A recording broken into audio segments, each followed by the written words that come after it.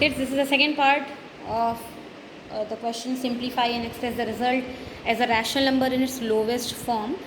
So again the decimal numbers has been given. We will do the simplification and we will find the answer. So first of all we will simplify this term. ठीक है, ये आपको खुद ही दिख रहा है कि कितना बड़ा सा टर्म है ये. तो एक सिंपलेस्ट मेथड हमने क्या पढ़ी हुई है कि जब भी न्यूमरेटर और डिनोमिनेटर में डेसिमल नंबर हैं और उनकी डेसिमल प्लेसेस सेम है, मतलब दोनों के डेसिमल के बाद नंबर ऑफ डिजिट सेम है. जैसे 0.4 में यहाँ पर एक ही डिजिट है, 0.1 में भी यहाँ पर एक ही डिजिट है. ठीक है, तो ये दोनों की डेसिमल प्लेस सेम हो गई, तो हमने इसके डेसिमल को यहाँ पे ख़त्म कर दिया. इसके बाद इसमें 2 है, मगर यहाँ पर नीचे और कोई नंबर नहीं है जिसमें डेसिमल प्लेस क्या हो, 2 हो. 0.005 3 डेसिमल प्लेसेस हैं. 0.001 3 डेसिमल प्लेसेस हैं. इसका इन दोनों का डेसिमल भी हमने क्या कर दिया, ख़त्म कर दिया. तो हमारे पास केवल कौन सा नंबर बचा है डेसिमल के साथ, 0.04. अब हम नेक्स्ट स्टेप में लिखेंगे तो इसको कैसे लिखेंगे, 4/1 लिखा हमने इसको लिखा 0.04 और नीचे चल रहा है इसके 10. इनके भी डेसिमल ख़त्म हो गए तो हमने इसको लिखा 5/1. अभी केवल मैं यही वाला पार्ट आपको सॉल्व करके बता रही हूँ. अब हमको पता है कि डेसिमल को जब हम फ्रैक्शन में कन्वर्ट करते हैं तो डेसिमल हटाते हैं, डेसिमल के बाद जितनी भी डिजिट्स आती हैं उतनी ही ज़ीरोज़ हम नीचे लिखते हैं.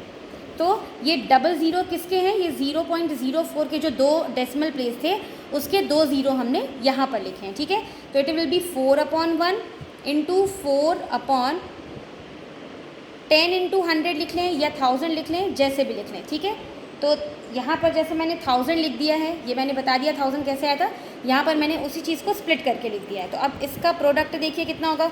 आप यहाँ पे चाहो तो इसको सिंप्लीफाई कर सकते हो. 4 1 ज़ा 4, 4 25 ज़ा 100. ठीक है, फिर 5 1 ज़ा 5 और 5 5 ज़ा 25. तो यहाँ पर ऊपर बचा है 1, नीचे बचा है 1.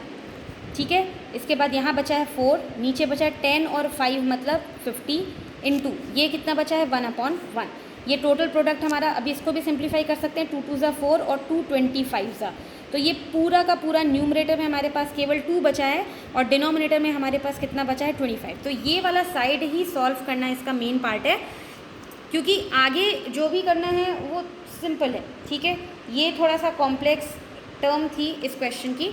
अब हम लोग इसको ऐसे ही लिख लेते हैं, -1/2 + 1/5, -1/2 + 1/5, -1/2 + 1/5, -1/2 + 1/5.